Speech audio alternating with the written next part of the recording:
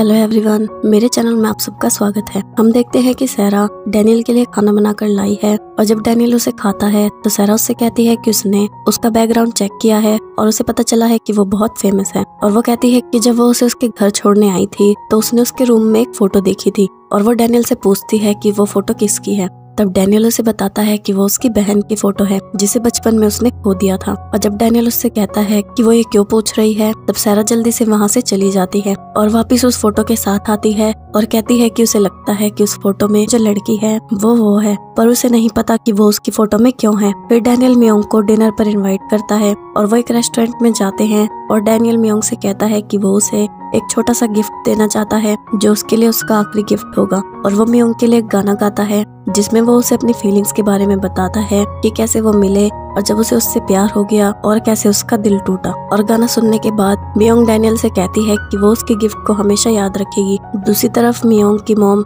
Gun को अपने restaurant में बुलाती है और वो गन के साथ ड्रिंक करती है और वो गन से कहती है कि क्या उसे ये लगता है कि वो हमेशा मियोंग को प्रोटेक्ट कर सकता है। तब गन कहता है कि वो हमेशा मियोंग को खुश रखेगा और उसकी मॉम उसे मियोंग से शादी करने की परमिशन दे देती है। और वो दोनों ड्रिंक करते हैं और जब तक मियोंग वहाँ पहुँचती है तब तक वो बहुत ज्यादा ड्रिंक कर लेते हैं और दोनों डांस कर रहे थे। फिर मियोंग अपनी मॉम और गन को रूम में ले जाती है और वो अपनी मॉम का शुक्रिया करती है कि उसने उसे अपनी परमिशन दी और कहती है कि वो चाहती है कि वो उसकी शादी में बहुत सुंदर कपड़े पहने। पर उसकी मॉम कहती है कि बेशक गन की वजह से उसने उसे परमिशन दे दी है पर वो उसकी शादी में नहीं जाएगी और वो सो जाती है। फिर उनकी वेडिंग का दिन आ जाता है और उनकी वेडिंग डे पर गन के पास डिटेक्टिव का फोन आता है कि उसे वो पेड़ मिल गया है। दूसरी तरफ मियोंग भी तैयार हो जाती है और वो अपनी मॉम को देखती है पर उसकी मॉम वहाँ नहीं थी। तभी गन वहाँ आता है और मियोंग को वहाँ से ले जाता है और सब उससे पूछते हैं कि वो कहाँ जा रहा है, पर गन उन्हें कुछ नहीं बताता और वहाँ से चला जाता है। फिर सब उसकी दादी को बताते हैं कि गन और मियोंग कहीं चले गए हैं। तभी गन सबको मैसेज करता है कि उन्हें अभी कहीं जाना है इसलिए वो उनका इंतजार करे और गन मियोंग को उस जगह लेकर जाता है। और जब वो वहाँ पहुँचता है तो वो देखता है कि कुछ लोग उस पेड़ को काट रहे थे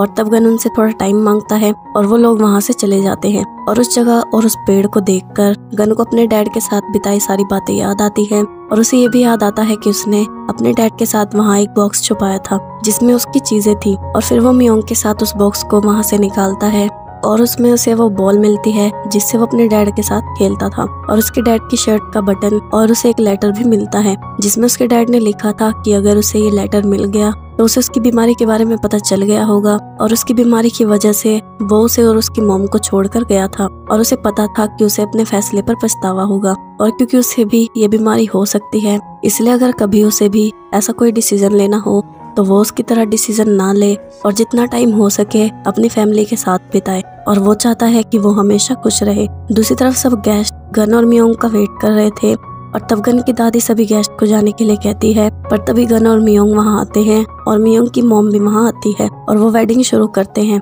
फिर उनकी रिंग सेरेमनी होती है और वो दोनों वॉज लेते हैं, फिर वो किस करते हैं और उनकी शादी हो जाती है। फिर हम देखते हैं कि गन और मियोंग अपने हनीमून के लिए जीजू आइलैंड पर जाते हैं जहाँ उसकी दादी ने मिस्टर पार्क और योंग को एक मिशन पर भेजा था क्योंकि वो चाहती थी कि मियोंग पहले की तरह जल्दी प्रेग्नेंट हो जाए। पर गन ने उसकी दादी से कहा था कि इस बार वो अपनी मैरिड लाइफ को एंजॉय करना चाहता है और कुछ टाइम वो मियोंग के साथ बिताना चाहता है। इसलिए उसकी दादी ने मिस्टर ताक और योंग को मिस्टर पार्क की दवाई के साथ वहाँ भेजा था और वो गन के सामने वाले रूम में ठहरे थे। और जब मियोंग और गन डिनर करने जाते हैं तब मिस्टर ताक उनकी ड्रिंक में वो दवाई मिला देता है और जब गन और मियोंग उसे पी लेते हैं तो मियोंग को उसे पी कर नशा हो जाता है और वो पहले की तरह अपने रूम में जाकर सो जाती है। गन के पास जाते हैं और उसे उसका रूम दिखाते हैं, पर तब गन उन्हें देखता है और वो मिस्टर ताक का चश्मा उतारता है। तब योंग अपना चश्मा मिस्टर ताक को लगाता है और फिर गन योंग को देखता है और तब गन योंग से वो चश्मा लेकर खुद को लगाता है, पर क्योंकि गन नशे में था इसलिए वो मिस्टर ताक और योंग को पहचान नहीं पाता और अपने रूम में चला जाता है।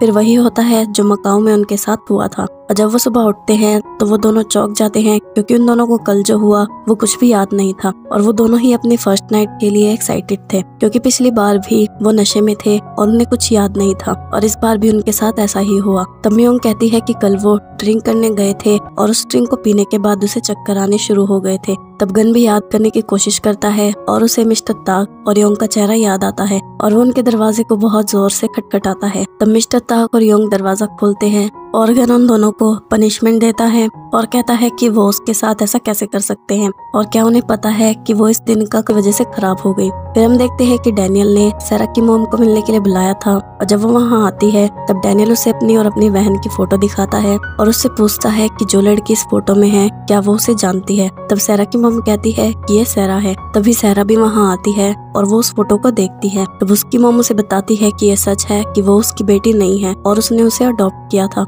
और वो कहती है कि उसने उसे अपनी बेटी जैसे पाला है और वो हमेशा उसकी बेटी रहेगी चाहे उनका खून का रिश्ता ना हो। फिर हम देखते हैं कि मियोंग और गन एक दूसरे के साथ टाइम स्पेंड करते हैं और गन मियोंग से कहता है कि उसे लगता है कि वो दोनों एक दूसरे के लिए ही बने थे और उनकी पहली मुलाकात पर जब वो उस रिंग के पीछे भाग रहे थे तभी उन्हें समझ जाना चाहिए था कि यही उनकी डेस्टिनी है। और वो कहता है कि अगर वो उसके साथ हो तो उसे और कुछ नहीं चाहिए और वो उसके अलावा किसी और से प्यार करने की सोच भी नहीं सकता। तब मियोंग भी कहती है कि वो भी उससे हमेशा प्यार करती रहेगी। तब गन कहता है कि अगर वो उसके साथ रहेगी तो एक दिन उसकी बीमारी की वजह से उसे मुश्किल वक्त का सामना करना पड़ेगा। तब मियोंग कहती है कि उसे चिंता करने की जरूरत नहीं है, वो हर एक पल जो वो उसके साथ बिताती है उसमें उसे बहुत खुशी मिलती है और आगे भी वो उसके साथ ही रहेगी और वो अपनी लाइफ का हर एक दिन खुशी से बिताएंगे। फिर 1 महीने बाद मियोंग डॉक्टर के पास जाती है क्योंकि वो प्रेग्नेंट थी और वो भी ट्विंस के साथ। फिर हम देखते हैं कि सैरा और डैनियल एक दूसरे से बात करते हैं क्योंकि उन्होंने वो 1 महीना